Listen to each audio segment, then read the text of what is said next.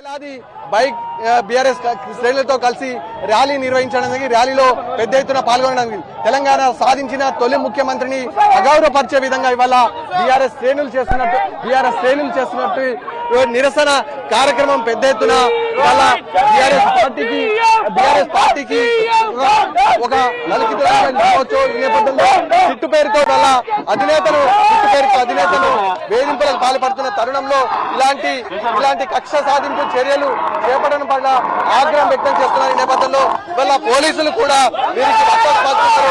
వాళ్ళ ముఖ్యమంత్రి రేవంత్ రెడ్డి దహనం చేసే పరిస్థితి కూడా కనబడుతుంది. ఈ నేపథ్యంలో పెద్ద ఎత్తున ఇటు మాజీ మంత్రి పాల్గొండ ఎమ్మెల్యే వేముల ప్రశాంత్ రెడ్డి, అదేవిధంగా నిజామాబాద్ మాజీ అర్బన్ ఎమ్మెల్యే బిగాల గణేష్ గుప్తా సారథ్యంలో నిరసన కార్యక్రమాలను పిలుపుని మనం చూస్తున్నాం. విజువల్ స్పష్టంగా కనబడుతుంది. ఇవాళ పోలీసులు దమనకాండకు దిగుతున్నారు. పెద్ద ఎత్తున శాంతియుతంగా నిరసన వ్యక్తం చేస్తున్నటువంటి టీఆర్ఎస్ శ్రేణులు అరెస్టు చేసే ప్రయత్నం కొనసాగుతుంది. మనకు విజువల్ ఇటు టీఆర్ఎస్ సంబంధించినటువంటి నాయకులను, మాజీ మంత్రి వేముల ప్రశాంత్ రెడ్డిని అదుపులోకి తీసుకుంటున్నారు. ఈ నేపథ్యంలో శాంతియుత వాతావరణంలో నిరసన కార్యక్రమం చేపడుతున్నటువంటి బీఆర్ఎస్ శ్రేణులను ఇవాళ అడ్డుకునే ప్రయత్నం స్పష్టంగా కనబడుతుంది. ఈ నేపథ్యంలో ఇవాళ పోలీసులు బీఆర్ఎస్ శ్రేణులను కట్టడి చేసే ప్రయత్నం కొనసాగుతుంది. కానీ ఇవాళ గ్రామాన బీఆర్ఎస్ అధినేతకు నోటీసులు ఇవ్వడాన్ని ఇవ్వటం బీఆర్ఎస్ శ్రేణులు ఆగ్రహం వ్యక్తం చేస్తున్నారు. తెలంగాణ రాష్ట్రాన్ని సాధించి వాళ్ళ ఐకాన్ గా నిలిచినటువంటి ఇది ఏ విధంగా చూడొచ్చు. దాదాపుగా పోలీసు రాజ్యం నడుస్తా ఉన్నది. మొత్తం రాష్ట్రంలో పరిపాలన గాలి కొట్టేసి పోలీసు అడ్డం పెట్టుకొని ప్రతిపక్షాల్ని అందుకొక్కాలని ప్రయత్నం చేస్తున్నారు. మేము శాంతియుతంగా ఇవాళ కేసీఆర్ కు జరిగిన అవమానం, కేసీఆర్ గారు ఎట్లా ఇల్లు వేధిస్తున్నారో దానికి నిరసన మేము శాంతియుతంగా ర్యాలీ చేస్తుంటే ఇవాళ పోలీసులు మమ్మల్ని అడ్డు చేస్తా ఉన్నారు.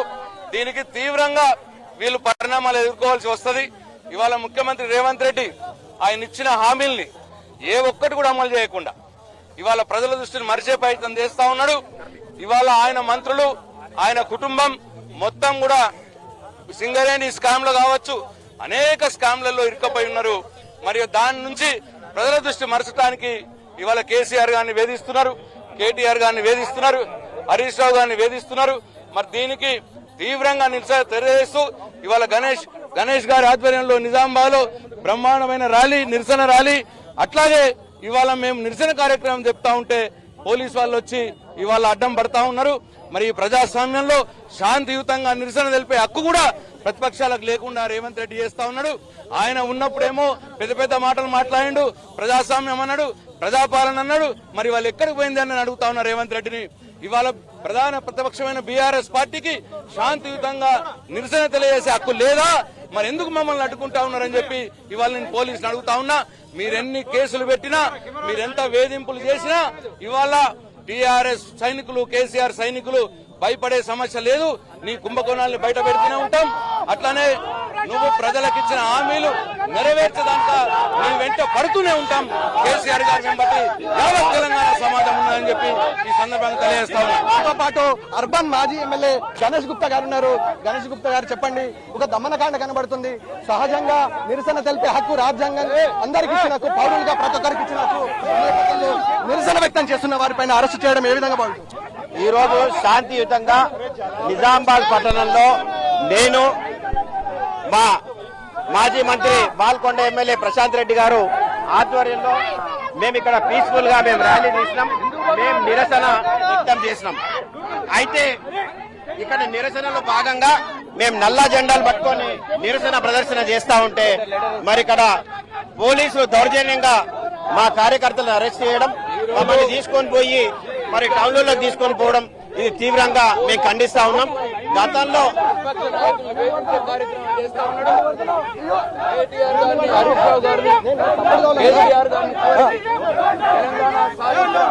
గొప్ప నాయకుడు గతంలో ఇవాళ పోలీసులు ప్రభుత్వాన్ని కొమ్ము కాసే విధంగా వ్యవహరిస్తున్నారు. ఈ నేపథ్యంలో శాంతియుతంగా దిష్టిబొమ్మను దగ్ధం చేయడం నేరం అన్నట్టుగా భావిస్తున్నారు. ఏంది ఇది ఓవరాల్ గా ఏంది పరిస్థితి?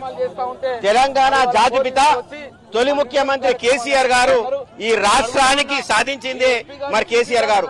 వారిని అవమానపరుస్తూ వారి ఇంటి పైన నోటీసులు పెట్టి మరి బీఆర్ఎస్ సైనికులు తెలంగాణ వాదులు అందరూ కూడా రాష్ట్ర వ్యాప్తంగా నిరసన వ్యక్తం చేస్తా ఉంటే మరి శాంతియుతంగా ఇప్పటికీ మేము ర్యాలీలు చేసినాం. ర్యాలీ చేసి మా పార్టీ కార్యాలయం ముందు ఇక్కడ ఉన్నటువంటి రోడ్లో మేము నిరసన నల్ల జెండాలతో చెప్తా ఉంటే మమ్మల్ని అరెస్ట్ చేసేటటువంటి ప్రయత్నం మరి ఈ ప్రభుత్వం చేస్తా ఉంది. మేము ఖచ్చితంగా దీన్ని ఖండిస్తున్నాం. ఒకనాడు ఇదే రేవంత్ రెడ్డి గారు ప్రశ్నించిండు తెలంగాణ ప్రభుత్వాన్ని, ఉండవా ఊరు బయటకు ఎందుకు పంపిస్తావు, ధర్నా చేసే హక్కు మాకు లేదా, రాష్ట్ర రోక చేసే హక్కు మాకు లేదా, నిరసన చేసే హక్కు మాకు లేదా అని ప్రశ్నించినటువంటి రేవంత్ రెడ్డి ప్రభుత్వం మరి ఈ రోజు 10 సంవత్సరాలుగా మేము ప్రభుత్వంలో పనిచేసినాం. మరి ఎమ్మెల్యేగా నేను పనిచేసిన, ప్రశాంత్ రెడ్డి గారు మంత్రిగా పనిచేసిరు. మమ్మల్ని కూడా మరి లాక్కుపోతే మరి ప్రభుత్వంలో న్యాయం ఉన్నట్ట అని చెప్పేసి మేము ప్రశ్నిస్తా ఉన్నాం. ముఖ్యంగా వాళ్ళ ఓవరాల్ గా వాళ్ళ వ్యవహరిస్తున్న తీరు పట్ల ప్రజా సంఘాల వాళ్ళు ప్రజలు ఆగ్రహం వ్యక్తం చేస్తున్న సందర్భం స్పష్టంగా కనబడుతుంది. మనం చూస్తున్నాం విజువల్ లో వాళ్ళ నిరసన తెలపడమే నేరంగా భావించినటువంటి ప్రభుత్వం భయపడుతుంది. వాళ్ళ అరెస్టు చేసి శాంతియుత వాతావరణంలో మాత్రమే నిరసన కార్యక్రమానికి ఇవాళ బీఆర్ఎస్ తీసుకుంది. ఇక్కడ ఉన్నటువంటి సిపితో పాటు ఇక్కడ ఉన్న ఉన్నత అధికారులందరికీ సంప్రదించి రూట్ మ్యాప్ కూడా క్లియర్ చేయడం జరిగింది. ఈ నేపథ్యంలో ఇవాళ పోలీసు పహారాల నడుమ రేవంత్ రెడ్డి సర్కారు నడుస్తుంది. పోలీసులు భయాందోళనకు గురి చేసి వల్ల సామాన్య కార్యకర్తలకు బెదిరింపులకు పాల్పడడం పట్ల బీఆర్ఎస్ శ్రేణులు ఆగ్రహం వ్యక్తం చేస్తున్నారు. ముఖ్యంగా నిర్వహిస్తామని ముందుగా సమాచారం తీసుకున్నారు. ఆ సమాచారం ప్రకారమే పోలీసులు అందుకు బందోబస్తును కూడా ఏర్పాటు చేశారు. అయినా ఇవాళ రేవంత్ రెడ్డి సర్కారు భయపడుతుంది, దమనకాండను ప్రదర్శిస్తుంది. ఇవాళ సిట్ నోటీసుల పేరుతో ఒక నాయకుని, మహానాయకునికి ఇవాళ నోటీసులు పంపి ప్రజాస్వామ్యం విరుద్ధంగా వ్యవహరిస్తున్నటువంటి వీరి పట్ల కఠినంగా వ్యవహరించాలని బీఆర్ఎస్ శ్రేణులు ఆగ్రహం వ్యక్తం చేస్తున్నట్టుగా స్పష్టంగా కనబడుతుంది. Vote studio.